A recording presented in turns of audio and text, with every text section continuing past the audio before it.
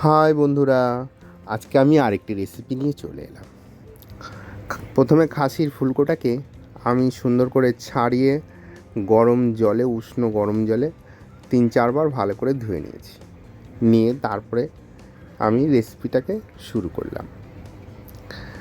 কবিতা ম্যাডামের অনেক দিন ধরেই শরীরটা খারাপ, তো উনি রেসিপি করতে পারে না, কিন্তু উনি পাশে গুছিয়ে গাছিয়ে দেয়। রেসিপি কিন্তু আমি দেখাই। তো কালকে মেয়ে বলছে যে তো অনেক দিন ধরে তোমার রান্না খাই না, তো তুমি যদি একটুখানি রেসিপিটা করো। যাক, তো করেছে রেসিপিটা। আজকের রেসিপি উনিই করেছেন। তা রেসিপিটা দেখতে যেমন সুন্দর হয়েছে, খেতে পুরো একদম অসাধারণ।